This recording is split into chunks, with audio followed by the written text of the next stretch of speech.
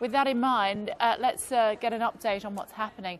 And joined by Brendan Gormley, who's head of the Disasters Emergency Committee, joining us now live. Thank you for joining us on Afternoon Live. Just hearing then that, according to Burmese television, the Burmese authorities will accept aid from America, but not saying how that would be distributed. How does that play with you? It's fantastic news. I mean, we've just come from a press conference with a link down to the head of World Vision in Myanmar, and you could hear the frustration in his voice. The DEC agencies, the ones that benefit from the appeal that we're running, are hard at work. And we had Save the Children, Merlin, World Vision and the Red Cross all speaking about what they were doing, and they are able to reach people.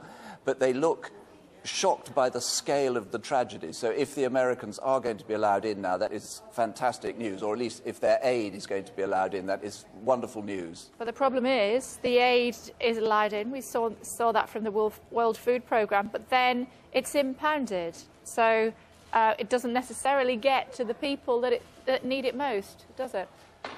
No, but what our colleagues have been saying here this afternoon is that when you are known, understood and recognised in the country, then you can get through. So the charities who've been there for years are being able to reach the people. Obviously not enough, but they are able to reach.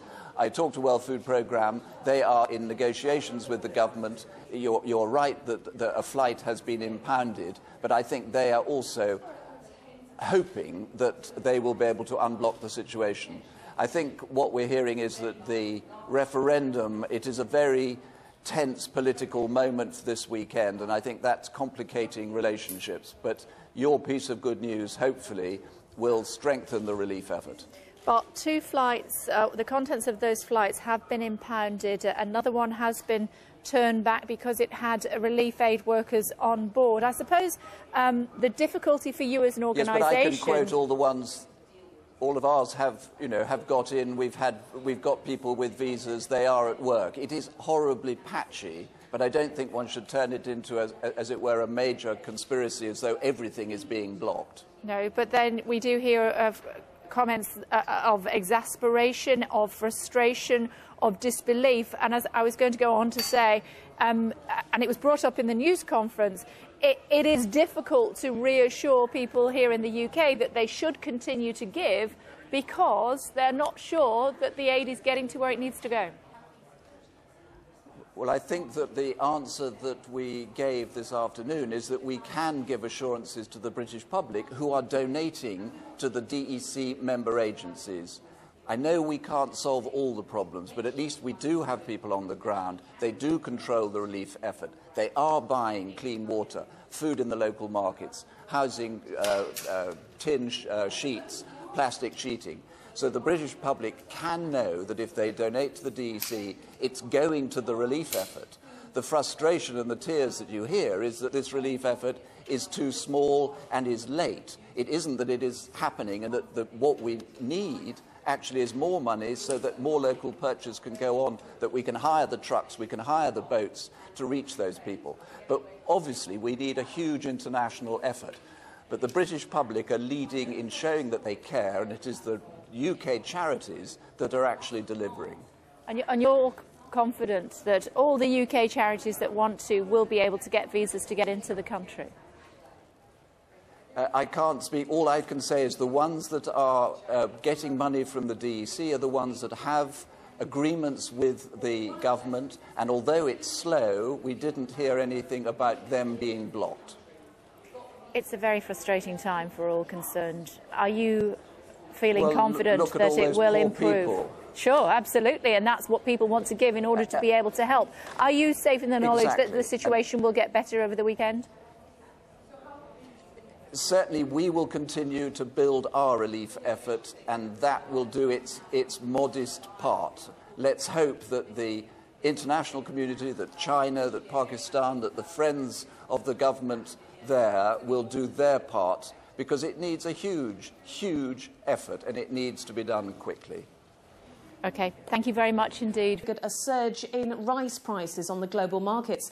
The cost of rough rice has gone up by almost 30% since farmland on the Irrawaddy Delta was devastated by the cyclone. Before that happened, Burma was self-sufficient in rice production. And as well as that, it was actually the world's 6th biggest rice exporter.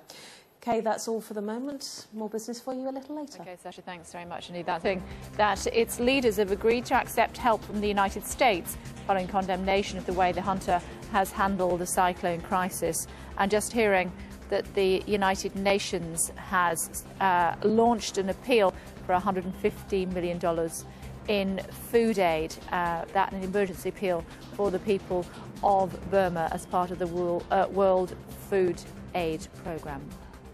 Just showing you pictures there of the situation in Harrow. Detectives investigating an explosion in northwest London in which a man died say they're concentrating on identifying a purple liquid which was poured through a letterbox.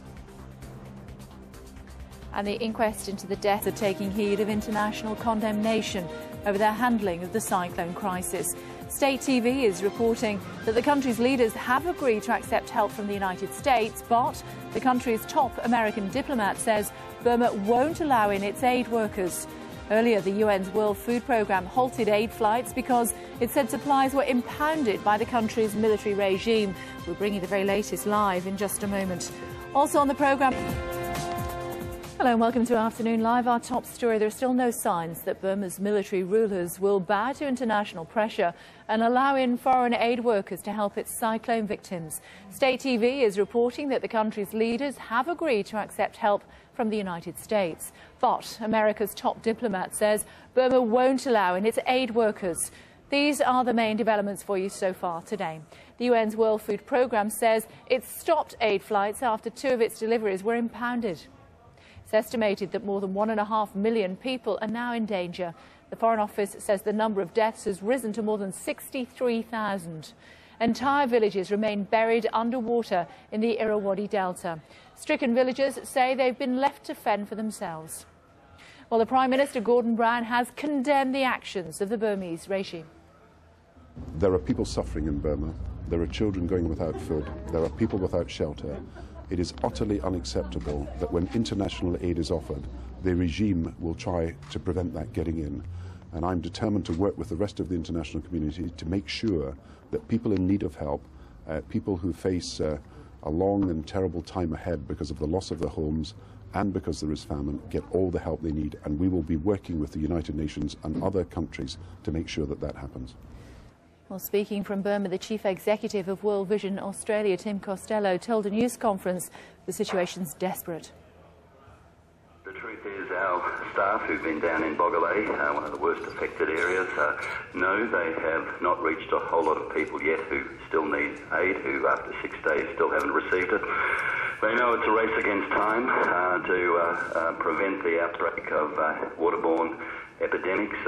They've seen evidence of dysentery, diarrhoea, skin infections. We pray and hope there won't be a cholera outbreak, but that depends on dealing with the water and sanitation issues. So we are trying to keep hope alive, working around the clock to save lives, because every delay is lives potentially lost, and certainly an epidemic right on our doorstep. Well, Marcus Pryor from the World Food Programme told us about their frustration of the Burmese regime. It is exasperating. You know, we're professionals at saving lives in a time of crisis. It's what we're asked to do by the international community. It really is incredibly frustrating. But I have to underline that we do hope that this is just a hiccup, and that we can really, in the hours and days ahead, not only get more food in, but get more people in, and really ramp up what is a vital operation. Sky's Alex Crawford has been into Burma today. Be aware her report contains images of dead bodies. Bodies, stiff with rigor mortis, lie rotting in stiflingly hot temperatures nearly a week after the cyclone hit. Disease, if it hasn't already broken out, cannot be far away. Help has yet to reach many areas, and the numbers of dead are still only a rough estimation, with a possibility of many, many more, especially if aid in large quantities doesn't start reaching these people soon.